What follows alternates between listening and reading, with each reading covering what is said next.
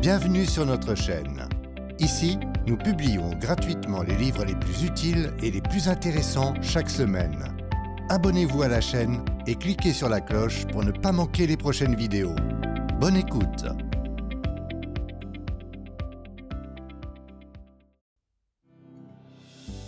ABP Éditions présente Les Prodiges. Pourquoi les qualités personnelles et le talent ne suffisent pas à expliquer le succès, de Malcolm Gladwell. Lu par David Juge. Bonne écoute.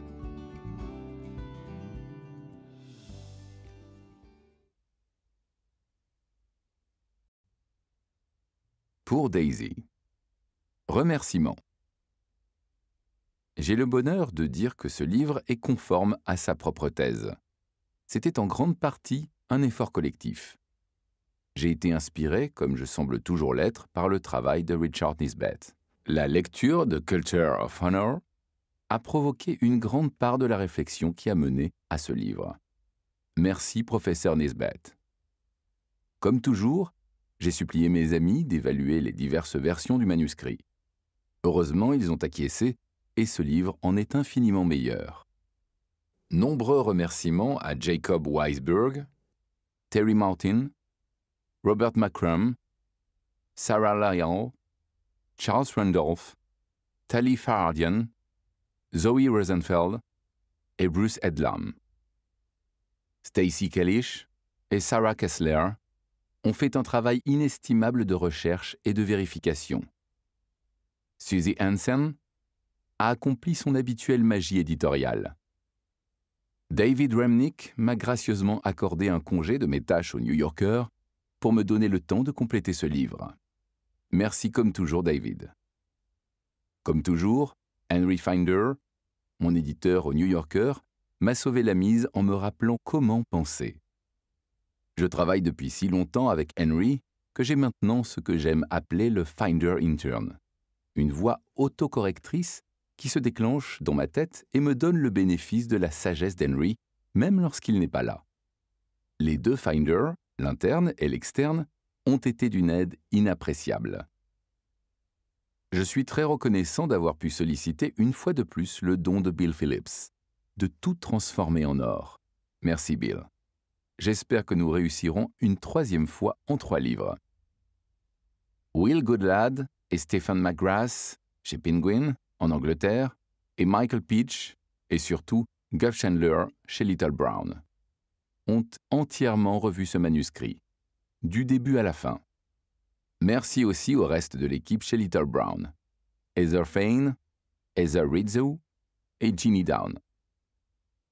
Ma concitoyenne du Canada, Pamela Marshall, est une magicienne des mots. Je ne peux imaginer publier un livre sans elle. 2 derniers mots d'appréciation. Tina Bennett, mon agente, est avec moi depuis le tout début. Elle est perspicace et réfléchie, encourageante et infailliblement sage. Et quand je pense à ce qu'elle a fait pour moi, je me considère aussi chanceux qu'un joueur de hockey né un 1er janvier. Par-dessus tout, je dois des remerciements à mes parents, Graham et Joyce. Ce livre se rapporte au sens du travail et j'ai appris de mon père que le travail peut être signifiant. Tout ce qu'il fait, des mathématiques universitaires les plus complexes au bêchage du jardin, il l'entreprend avec joie, détermination et enthousiasme. Dans mes premiers souvenirs de mon père, je le vois travailler à son bureau et je m'aperçois qu'il est heureux. Je ne le savais pas alors, mais c'est l'un des cadeaux les plus précieux qu'un père puisse donner à son enfant. Ma mère, pour sa part, m'a enseigné à m'exprimer. Elle m'a montré la beauté d'une expression claire et simple. Elle a lu chaque mot de ce livre et essayé de me garder aligné sur cet idéal. Ma grand-mère, Daisy, à qui ce livre est dédié, a permis à ma mère d'exister. Ma mère a fait de même avec moi.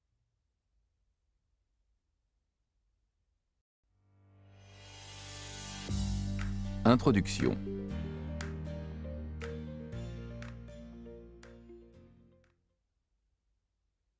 Le mystère Rozzetto. Ces gens mouraient de vieillesse et de rien d'autre. Prodige.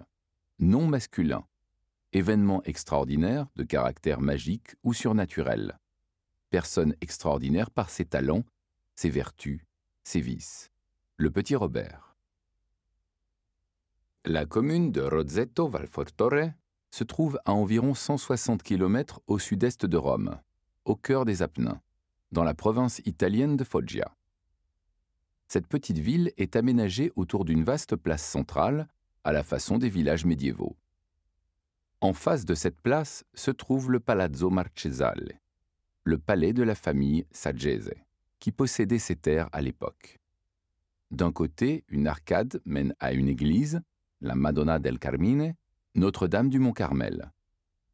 Un étroit escalier de pierre grimpe le flanc de la montagne, flanqué de maisons de pierre à 2 étages, collées les unes aux autres et coiffées de toits en tuiles rouges. Pendant des siècles, les habitants de Rosetto ont travaillé dans les carrières de marbre des montagnes avoisinantes ou cultivé les champs dans la vallée aménagée plus bas, descendant à pied sur 6 ou 8 km au petit matin, pour refaire à rebours ce long parcours en soirée. La vie était dure. Presque illettrés et désespérément pauvres, les habitants de la commune n'avaient aucun espoir d'améliorer leur situation économique. Jusqu'à la fin du XIXe siècle, lorsqu'est parvenue à Rosetto la rumeur selon laquelle il existait une terre d'avenir de l'autre côté de l'océan. En janvier 1882, un groupe de 11 Rossetani, 10 hommes et un garçon, a levé les voiles vers New York. Ils ont passé leur première nuit en Amérique couchés sur le sol d'une taverne de la rue Mulberry, dans le quartier de la Petite Italie à Manhattan. Puis ils se sont aventurés vers l'ouest et ont fini par trouver du travail dans une carrière d'ardoise située à 150 km à l'ouest de la ville, près de Bangor, en Pennsylvanie. L'année suivante, 15 Rossetani ont quitté l'Italie pour l'Amérique et plusieurs membres de ce groupe ont rejoint leurs compatriotes à la carrière d'ardoise de Bangor. Ces immigrants ont à leur tour envoyé à Rosetto des nouvelles concernant les promesses de Nouveau Monde et bientôt des groupes de Rossetani sont partis tour à tour vers la Pennsylvanie, jusqu'à ce que le premier courant d'immigrants se transforme en déluge. Au cours de l'année 1894 seulement, près de 1200 Rossetani ont demandé un passeport pour aller aux États-Unis, désertant des rues entières de leur ancien village. Les Rossetani ont commencé à acheter des terres sur un versant rocheux relié à Bangor par un vieux chemin de fer en pente raide. Dans les rues étroites qui montaient et descendaient la montagne, ils ont construit des maisons de pierre à 2 étages avec des toits en ardoise. Ils ont bâti une église qu'ils ont appelée Madonna del Carmine. Celle-ci se trouvait sur l'artère principale qu'ils ont nommée l'avenue Garibaldi, en mémoire du grand héros de l'unification italienne. Au début, leur petite ville s'appelait New Italy, mais elle est bientôt devenue Rosetto, un nom qui leur semblait plus approprié, étant donné qu'ils venaient presque tous du même village italien. En 1896, un jeune prêtre dynamique, le père Pasquale Denisco, a pris les commandes de Madonna del Carmine.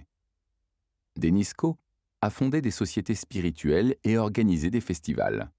Il a encouragé les résidents à dégager le sol de leur grande cour pour y faire pousser des oignons, des haricots, des pommes de terre, des melons et des arbres fruitiers. Il leur a donné des graines et des bulbes. La ville s'est mise à vivre. Les Rossetani ont commencé à élever des cochons dans leurs jardins et à faire pousser des vignes pour faire du vin maison. Des écoles, un parc, un couvent et un cimetière ont ensuite été aménagés. De petites échoppes et des boulangeries, des restaurants et des bars ont ouvert leurs portes avenue Garibaldi. Plus d'une douzaine de manufactures sont apparues où on fabriquait des chemisiers pour l'industrie du vêtement.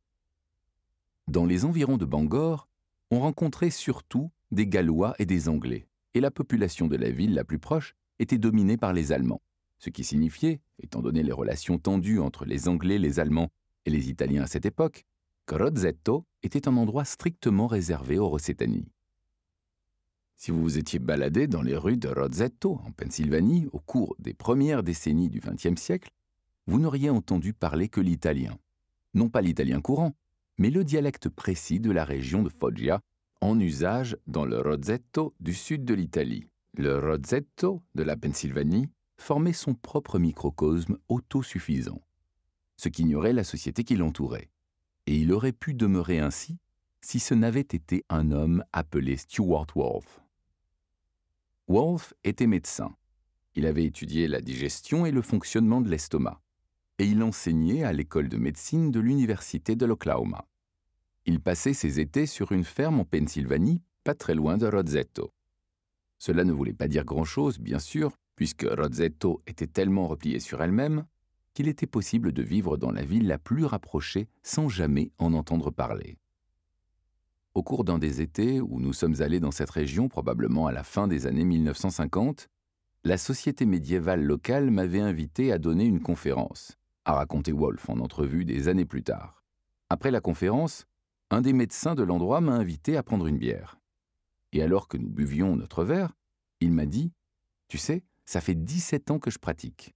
Mes patients viennent de partout, mais j'ai rarement rencontré un résident de Rozzetto âgé de moins de 65 ans qui ait un problème de cœur. » Wolfe était déconcerté. On était dans les années 1950, bien longtemps avant l'avènement des médicaments destinés à abaisser le taux de cholestérol et les mesures draconiennes en vue de prévenir les maladies du cœur. Les crises cardiaques prenaient des proportions endémiques aux États-Unis. Elles constituaient la principale cause de décès chez les hommes de moins de 65 ans.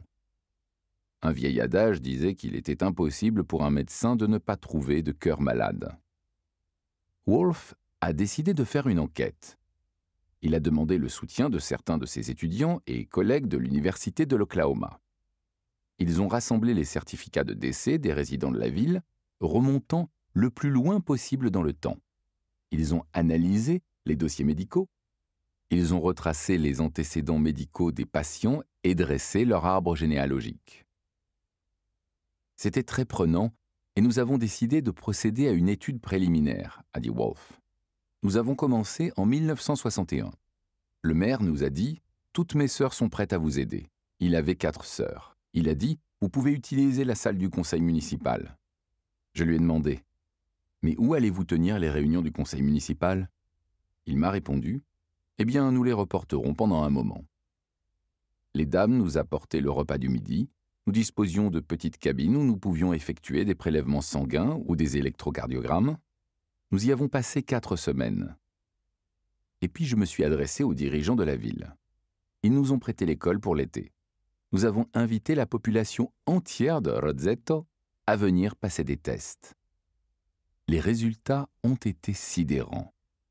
À Rozzetto, personne avant l'âge de 55 ans n'était mort à la suite d'une crise cardiaque ou n'avait eu de symptômes de maladie du cœur.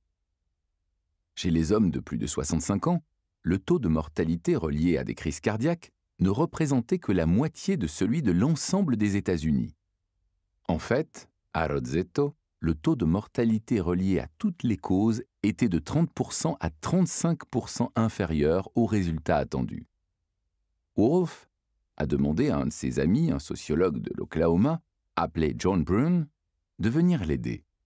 J'ai embauché des étudiants en médecine et des diplômés de sociologie pour mener des entrevues, et nous sommes allés de maison en maison à Rozzetto pour rencontrer chaque personne âgée de 21 ans ou plus, se rappelait Brune.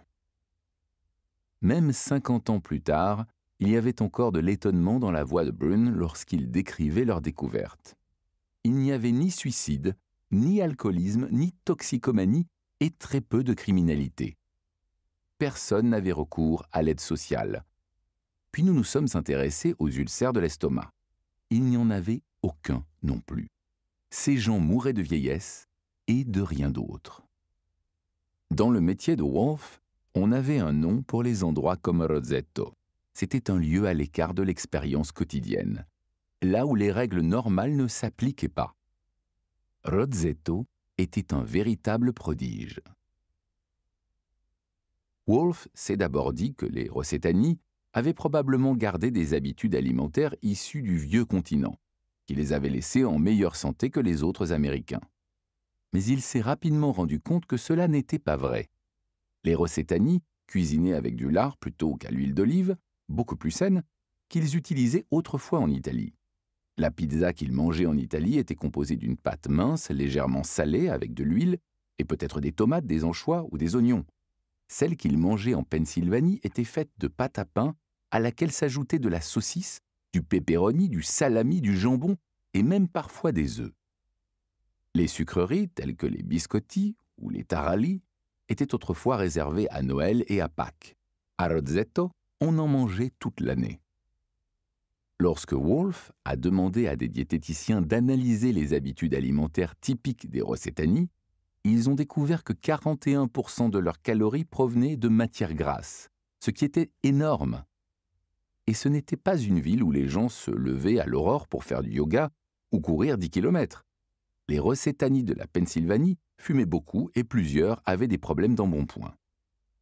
Si le régime et l'exercice ne pouvaient expliquer leur découverte, qu'en était-il de la génétique? Les Rossetani formaient une communauté unie, provenant de la même région de l'Italie, et Wolfe s'est demandé s'ils n'étaient pas tous issus d'une souche robuste qui les aurait protégés des maladies. Il a donc retracé des parents de Rossetani habitant d'autres régions des États-Unis afin de voir s'ils jouissaient eux aussi d'une excellente santé, comme leurs cousins de Pennsylvanie.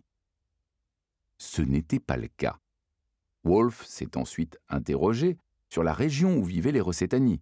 Était-ce le seul fait de vivre dans les montagnes de l'Est de la Pennsylvanie qui leur donnait une aussi bonne santé? Les deux villes les plus rapprochées de Rosetto étaient Bangor, juste au bas de la montagne, et Nazareth, situées à quelques kilomètres. Toutes deux d'une taille similaire à celle de Rosetto, elles étaient peuplées du même genre d'immigrants européens très travailleurs. Wolfe a passé en revue les dossiers médicaux des habitants de ces deux villes. Chez les hommes de plus de 65 ans, le taux de mortalité relié à des crises cardiaques, à Nazareth et à Bangor, était 3 fois supérieur à celui de Rosetto. Une autre fausse piste. Ce que Wolfe a fini par comprendre, c'est que le secret de Rosetto n'était ni le régime, ni l'exercice, ni les gènes, ni l'emplacement. Ce devait donc être Rosetto en tant que tel. Alors que Brune et Wolfe déambulaient dans les rues de la ville, ils ont découvert pourquoi il en était ainsi. Ils ont vu les Rossetani se rendre visite entre eux, s'arrêtant dans la rue pour causer en italien ou faisant la cuisine pour les autres dans leur jardin. Ils ont appris que les clans familiaux formaient la structure sous-jacente de la ville. Ils ont constaté que dans plusieurs maisons se côtoyaient 3 générations et ont remarqué à quel point on respectait les grands-parents. Ils ont assisté à la messe, à la Madonna del Carmine, et ont vu que l'église avait un effet rassembleur et apaisant. Dans une ville de moins de 2000 habitants, ils ont dénombré 22 organismes communautaires. Ils ont découvert en outre l'esprit égalitaire qui animait cette communauté, où on demandait aux plus riches de ne pas étaler leur succès, et où on aidait les plus démunis à cacher leurs échecs. En transplantant la culture des paesani du sud de l'Italie dans les montagnes de l'est de la Pennsylvanie, les Rossetani avaient créé une structure sociale forte et protectrice, capable de les préserver des pressions du monde moderne. Si les Rossetani jouissaient d'une bonne santé, c'était grâce à leur lieu d'origine et à ce monde qu'ils avaient créé pour eux-mêmes dans cette toute petite ville juchée dans les montagnes. Je me souviens de ma première visite à Rosetto, a raconté Brune. On y voyait des soupers de famille regroupant 3 générations, plein de boulangeries, des gens marchant dans les rues ou s'assoyant sous le porche pour discuter avec d'autres, des femmes qui travaillaient tout le jour dans les manufactures de chemisiers, tandis que les hommes bossaient dans les carrières d'ardoise. C'était magique. Vous pouvez imaginer le scepticisme auquel Brune et Wolfe se sont heurtés lorsqu'ils ont présenté pour la première fois leur découverte à la communauté médicale. Ils allaient à des conférences où leurs confrères énuméraient de longues séries de données regroupées dans des tableaux complexes et renvoyant à telle forme de gène ou tel processus biologique, tandis qu'eux évoquaient les bienfaits mystérieux et magiques du fait de s'arrêter dans la rue pour discuter avec les autres ou de rassembler 3 générations sous le même toit. Avoir une longue vie, disait la sagesse populaire de l'époque, dépendait en grande partie de la personne que nous étions, des gènes autrement dit. Cela dépendait aussi de nos choix. Ce que nous décidions de manger, l'exercice que nous choisissions de faire, ainsi que l'efficacité des traitements offerts dans le système médical. Nul n'aurait alors songé à considérer la santé comme une affaire de communauté. Wolfe et Brune devait convaincre l'institution médicale d'envisager les problèmes et les crises cardiaques sous un tout nouveau jour. Il devait lui faire voir qu'il serait impossible de comprendre pourquoi une personne était en santé si on isolait ses choix ou ses actions. Il devait regarder par-delà l'individu. Il devait s'intéresser à la culture de cette personne, à ses amis et à sa famille, ainsi qu'à la ville d'origine de cette dernière. Il devait comprendre que les valeurs de l'univers dans lequel nous évoluons et que les gens dont nous nous entourons ont une profonde influence sur la personne que nous devenons. Dans ce livre audio, je veux faire pour la compréhension de la réussite ce que Stewart Wolf a fait pour la compréhension de la santé.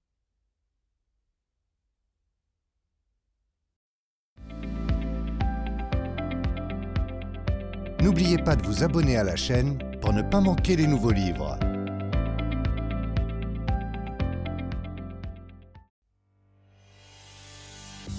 Première partie. L'occasion. Chapitre 1. L'effet Mathieu.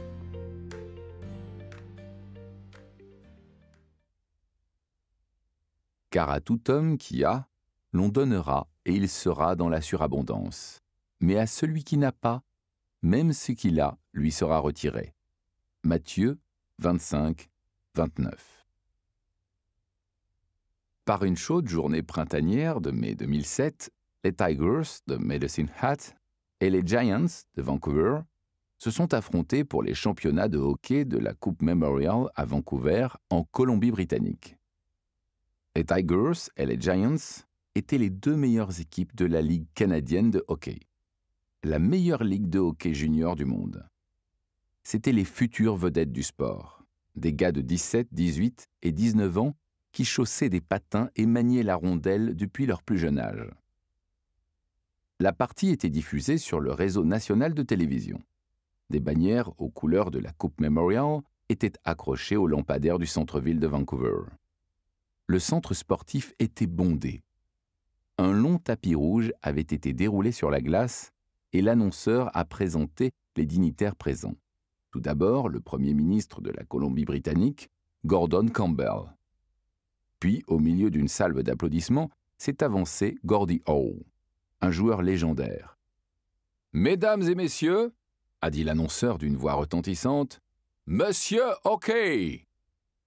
Pendant les 60 minutes suivantes, les deux équipes se sont disputées un match fougueux et offensif. Au début de la deuxième période, Vancouver a marqué le premier but sur un rebond de Mario Blesnak. Vers la fin de la deuxième période, cela était le tour de l'équipe de Medicine Hat, dont le marqueur principal, Darren Helm, a effectué un lancer rapide derrière le gardien de but de Vancouver, Tyson Sexsmith. Vancouver a riposté à la troisième période, marquant le but décisif de la partie. Puis lorsque Medicine Hat a retiré son gardien en désespoir de cause, Vancouver a marqué un troisième but. Après le match, les joueurs et leurs familles, ainsi que des reporters sportifs de tout le pays, se sont entassés dans le vestiaire de l'équipe gagnante. Dans l'air, la fumée de cigares se mêlait aux odeurs du champagne et de la transpiration. Sur le mur était accrochée une bannière peinte à la main. « Fonce au combat ». Au centre de la salle se tenait l'entraîneur des Giants, Don Hay, l'œil humide. « Je suis tellement fier de ces gars-là, » dit-il. Regardez dans tout le vestiaire. Il n'y en a pas un seul ici qui ne s'est pas donné à fond. Le hockey canadien est une méritocratie. Avant même d'entrer à la maternelle, des milliers de jeunes Canadiens commencent à jouer à l'échelon des débutants. À partir de là, il existe des ligues pour chaque tranche d'âge, et à chacun de ces échelons, les joueurs sont passés en revue, triés et évalués, et les plus talentueux sont écartés du reste et préparés pour accéder au stade suivant. Lorsque les joueurs atteignent le milieu de l'adolescence, les meilleurs entre tous sont canalisés vers une ligue d'élite appelée Junior Majeur, qui se trouve tout en haut de la pyramide. Et si votre équipe Junior Majeur joue pour la Coupe Memorial, cela veut dire que vous êtes à la pointe de cette pyramide.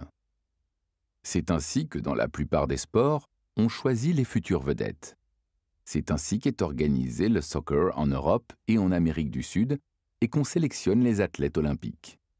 D'ailleurs, c'est d'une façon assez semblable que le monde de la musique classique détermine ses futurs virtuoses, le monde du ballet ses futures ballerines, ou notre système éducatif ses futurs scientifiques et intellectuels. On ne peut recourir à la corruption pour entrer dans une ligue de hockey junior majeure. Peu importe le statut des parents ou du grand-père ou la nature de l'entreprise familiale. Peu importe aussi si on habite l'endroit le plus éloigné de la province la plus septentrionale du Canada. Si vous avez les aptitudes nécessaires, le vaste réseau d'éclaireurs du hockey et de découvreurs de futurs grands joueurs vous trouvera.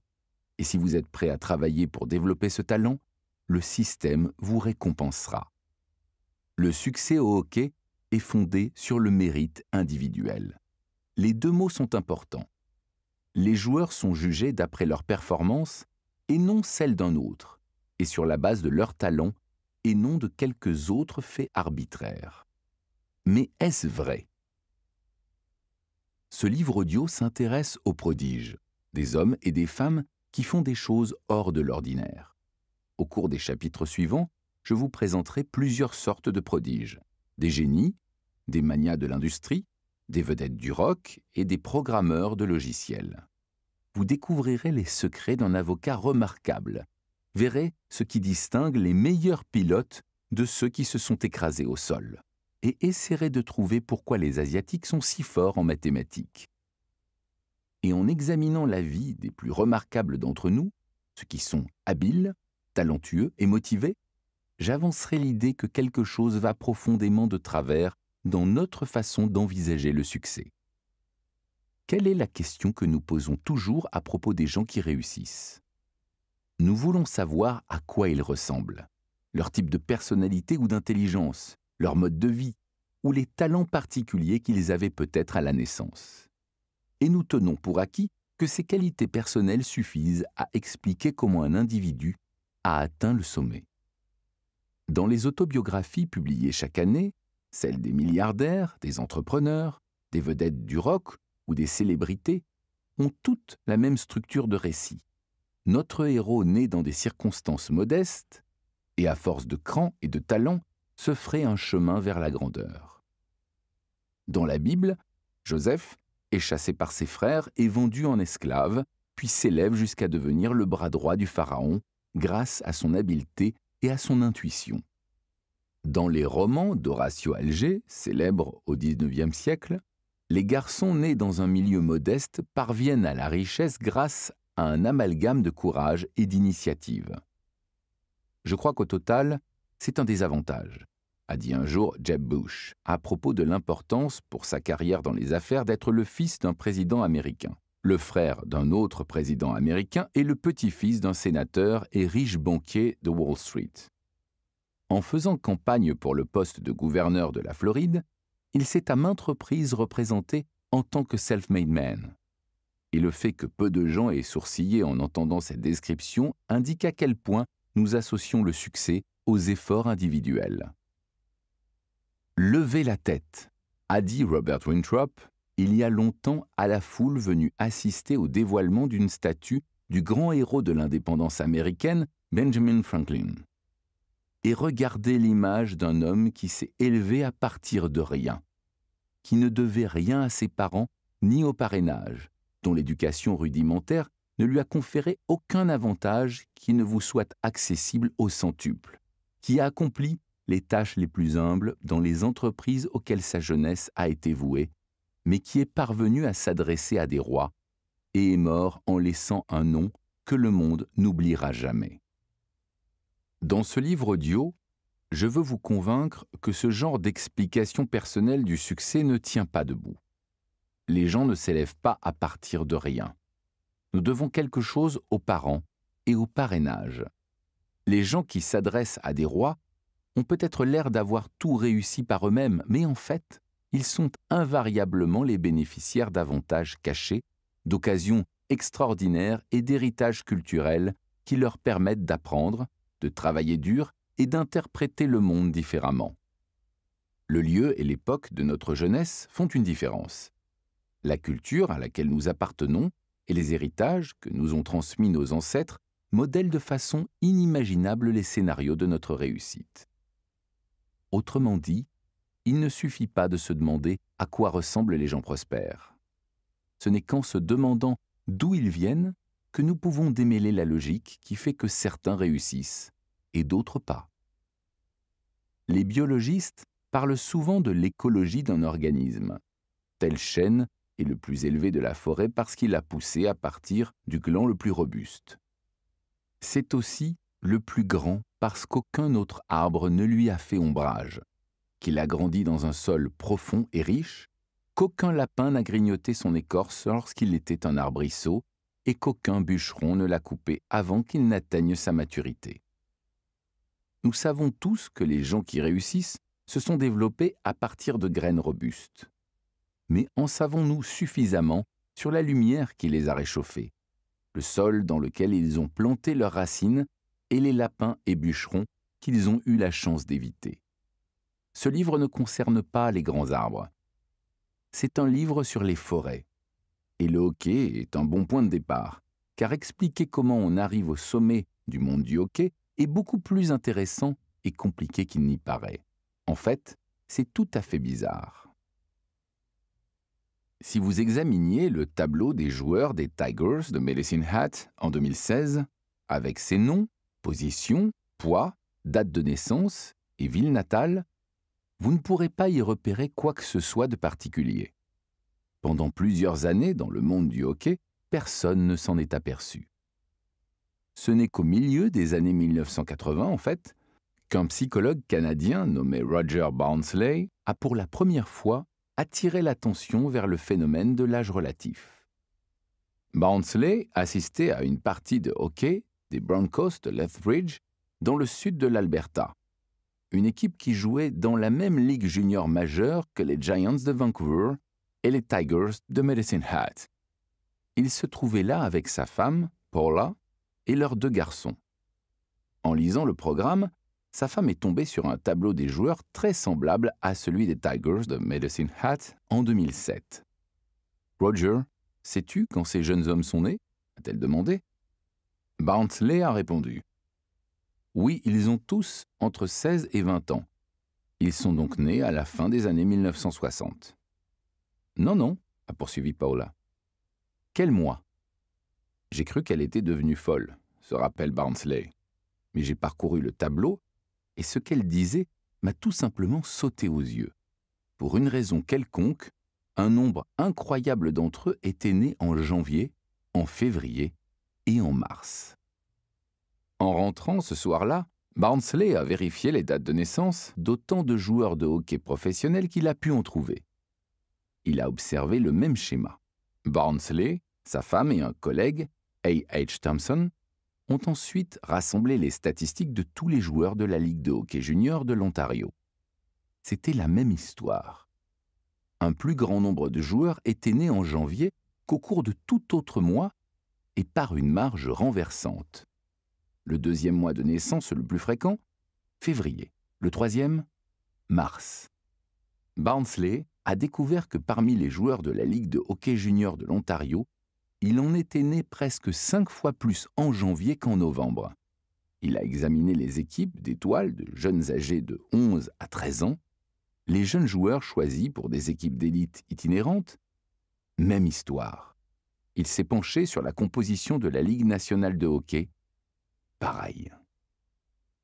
Plus il regardait, plus Barnsley en arrivait à croire que ce qu'il voyait n'était pas aléatoire, mais obligatoire dans le hockey canadien, dans tout groupe d'élite de joueurs de hockey. La crème de la crème, 40% des joueurs seront nés entre janvier et mars, 30% entre avril et juin, 20% entre juillet et septembre et 10% entre octobre et décembre.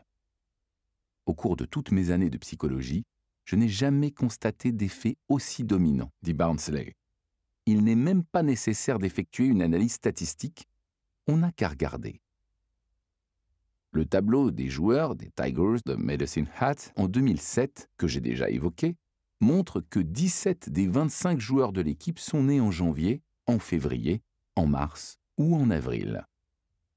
Voici le suivi des 2 premiers buts marqués durant la finale de la Coupe Memorial, mais cette fois, j'ai remplacé le nom des joueurs par leur date de naissance.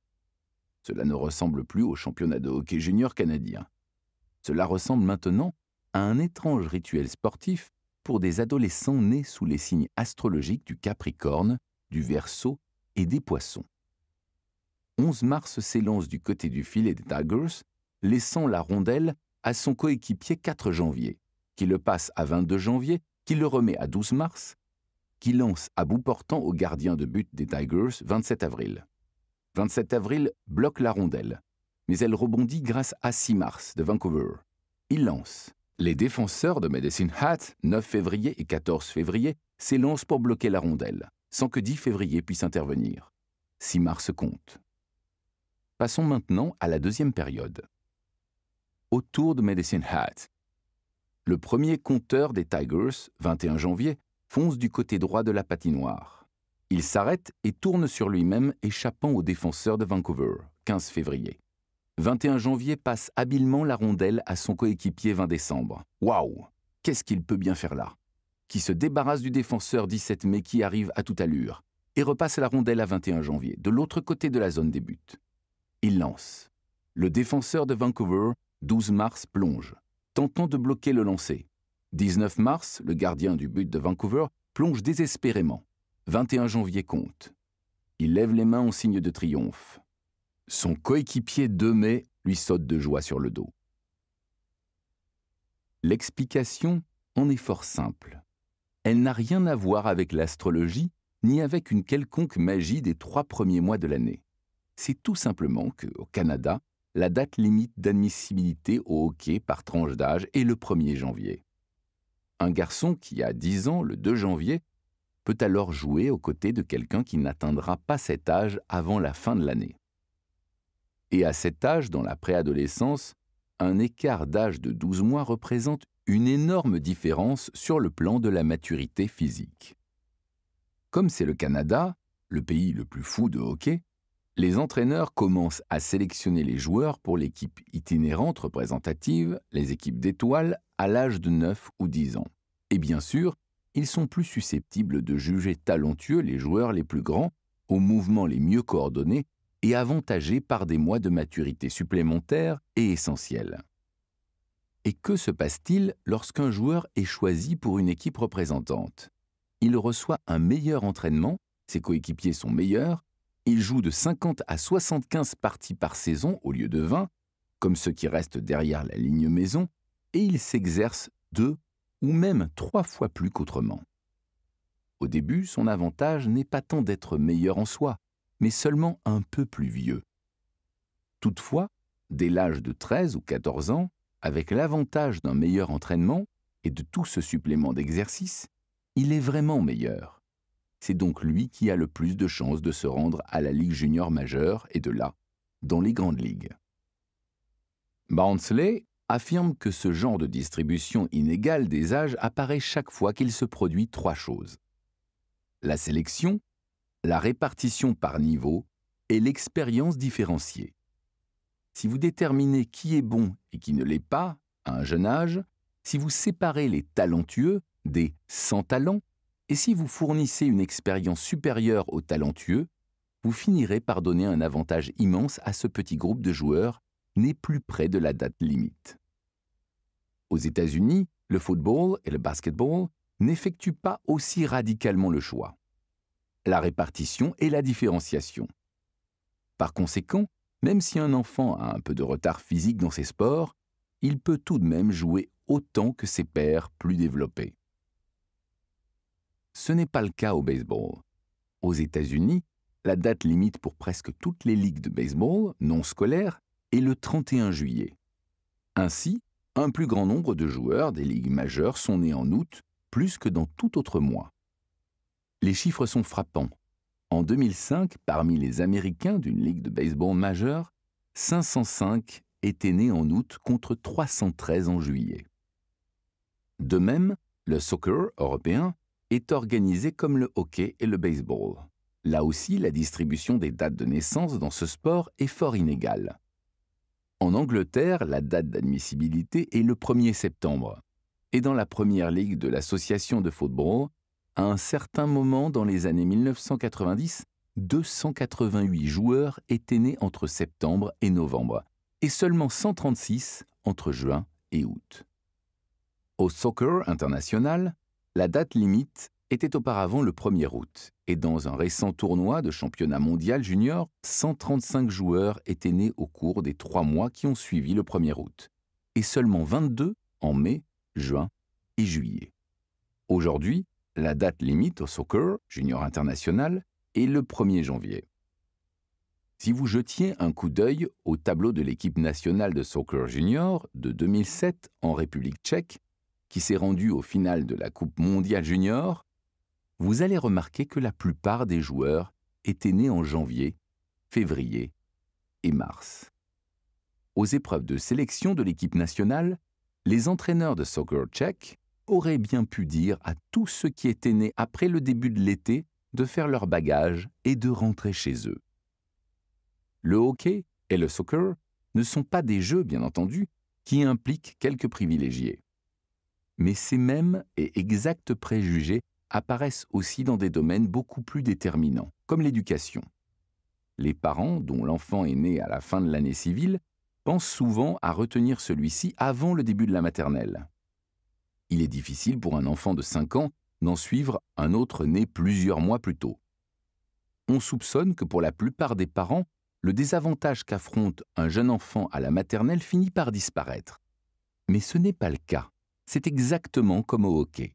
Il persiste un petit avantage initial que possède l'enfant né en début d'année sur celui né à la fin de l'année. Cela enferme les enfants dans des schémas basés sur des résultats brillants et des résultats décevants, l'encouragement et le découragement qui s'étalent sur des années. Récemment, 2 économistes, Kelly Bedard et Elizabeth Dewey, ont examiné la relation entre le mois de naissance et les pointages dans ce qu'on appelle l'enquête TIMSS, pour Trends in International Mathematics and Science Study, ou Tendance internationale de l'étude des mathématiques et des sciences, qui porte sur les tests de mathématiques et de sciences administrés tous les 4 ans à des enfants de nombreux pays du monde. Chez les élèves de 4e année, elles ont découvert que les plus âgés avaient des résultats supérieurs à ceux des plus jeunes, en moyenne de 4 à 12 points de pourcentage. Pour Elizabeth Dewey, cette différence a un effet énorme. Cela signifie que si on prend 2 élèves de 4e d'une capacité intellectuelle équivalente, mais dont les dates de naissance sont aux extrémités opposées de la date limite, l'élève plus vieux pourrait avoir des résultats de 80% et le plus jeune de 68%. C'est à partir de cette différence qu'on détermine s'ils sont admissibles ou non à un programme pour surdoués. C'est tout comme dans le sport, dit la chercheuse Dewey. Au début de l'enfance, nous faisons du groupement par capacité. Nous avons des groupes avancés en lecture et en mathématiques. Ainsi, très tôt, avec les jeunes enfants en maternelle et en première année, les enseignants confondent maturité et capacité. Et ils placent les enfants plus âgés dans le groupe avancé où ils développent de meilleures aptitudes. Et l'année suivante, parce qu'ils forment des groupes supérieurs, ils font encore mieux. Même chose l'année suivante, et là encore, ils se débrouillent encore mieux. Le seul pays où nous ne décelons pas cette tendance est le Danemark. Leur politique nationale interdit le groupement par capacité jusqu'à l'âge de 10 ans. Avant de prendre des décisions quant à la sélection, le Danemark attend que ce soit aplani les différences de maturité selon l'âge.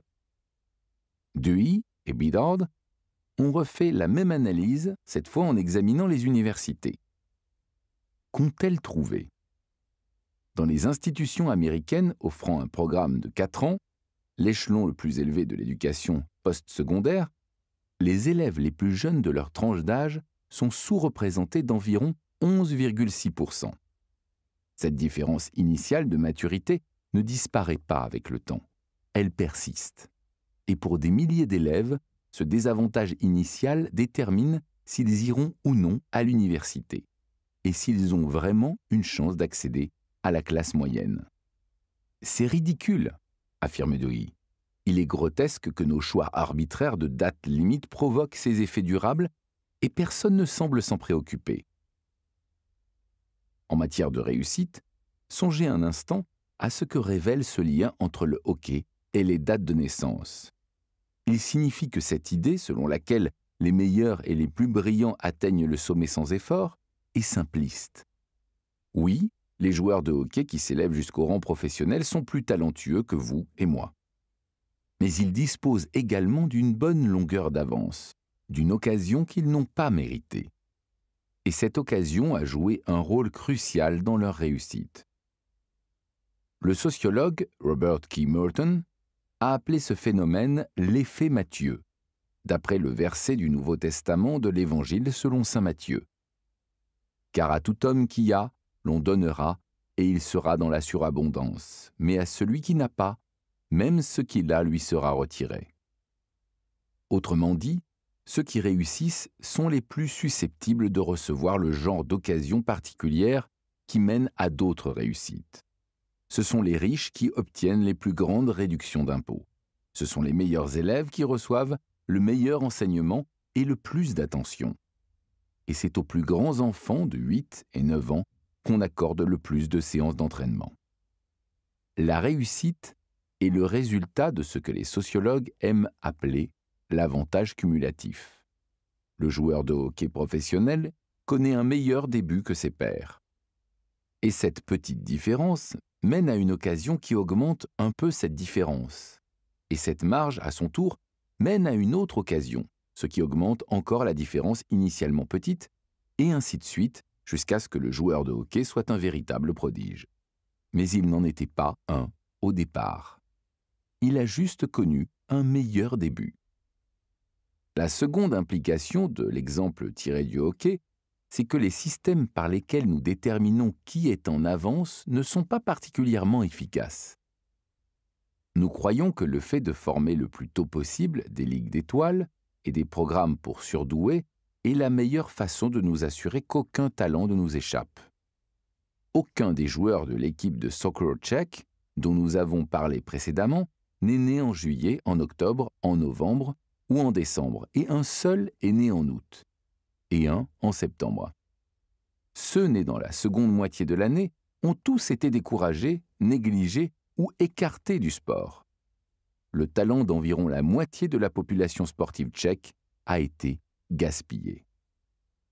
Alors que faire si vous êtes un jeune athlète tchèque et que vous avez la malchance d'être né dans la dernière partie de l'année? Vous ne pouvez pas jouer au soccer. Tout est contre vous. Donc, vous pouvez peut-être choisir l'autre sport qui obsède les Tchèques, le hockey. Bon, attendez. Il y a 9 joueurs qui sont nés au dernier semestre de l'année dans l'équipe de hockey junior de la République tchèque de 2007, qui a terminé 5e aux championnats mondiaux. Ces joueurs feraient bien d'abandonner aussi le hockey. Voyez-vous les conséquences de notre façon de considérer la réussite? À force de personnaliser le succès, nous ratons des occasions de soulever les autres jusqu'en haut de l'échelle. Nous créons des règles qui contrecarrent la réussite. Nous décidons prématurément que certaines personnes ne feront rien de bon.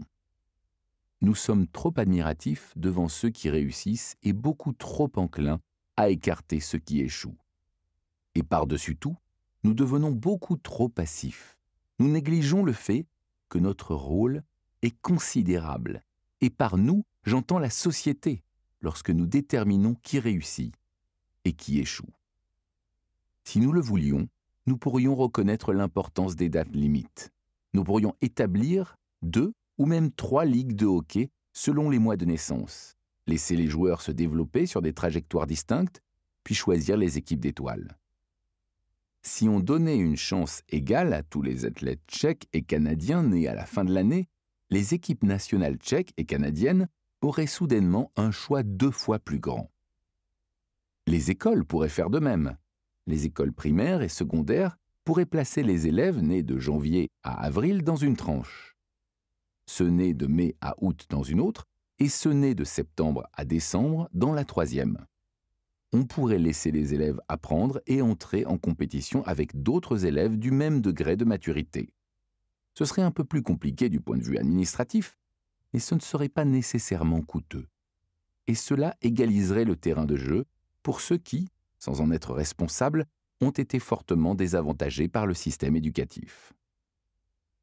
Autrement dit, nous pourrions aisément prendre le contrôle de la machinerie de la réussite, non seulement dans le sport, mais aussi, comme nous le verrons, dans d'autres domaines plus déterminants. Mais nous ne le ferons pas. Pourquoi donc? Parce que nous nous accrochons à l'idée que le succès est une simple fonction du mérite individuel et que le monde dans lequel nous grandissons tous et les règles que nous choisissons de promulguer en tant que société n'ont aucune importance. Avant le match final de la Coupe Memorial, Gord Wasden, le père d'un des Tigers de Medicine Hat, était debout à côté de la patinoire à parler de son fils Scott. Il portait une casquette de baseball de Medicine Hat et un t-shirt noir aux couleurs de l'équipe. Lorsqu'il avait 4 ou 5 ans, se rappelait Wasden, son petit frère était dans une marchette. Il lui mettait un bâton de hockey dans les mains et tous deux jouaient sur le plancher de la cuisine du matin au soir. Scott a toujours eu une passion pour ça. Il a joué dans des équipes représentantes pendant toute sa carrière dans la Ligue mineure. Il s'est toujours rendu jusque dans les équipes AAA. En première année, Pee-wee, une catégorie de joueurs de moins de 13 ans, ou Batam, moins de 15 ans, il jouait toujours dans la plus forte équipe représentante. Wasden était manifestement nerveux. Son fils était sur le point de livrer le plus grand match de sa vie. Il a eu à travailler très fort pour en arriver là. Je suis très fier de lui. Tels étaient les éléments de la réussite de l'échelon le plus élevé. La passion, le talent et le travail ardu. Mais il y en avait un autre. Quand Wasden a-t-il senti pour la première fois que son fils était extraordinaire? Vous savez, il a toujours été grand pour son âge. Il était fort. Et très tôt, il a eu le don de marquer des buts. Et il a toujours été un peu exceptionnel pour son âge. Un capitaine de son équipe. Grand pour son âge? Bien sûr. Scott Wasden est né un 4 janvier, à 3 jours de la date de naissance absolument parfaite pour un joueur de hockey d'élite. Il a eu de la chance. Si la date d'admissibilité au hockey canadien avait été plus tard dans l'année, il aurait peut-être regardé le championnat de la Coupe Memorial à partir des gradins au lieu de jouer sur la glace.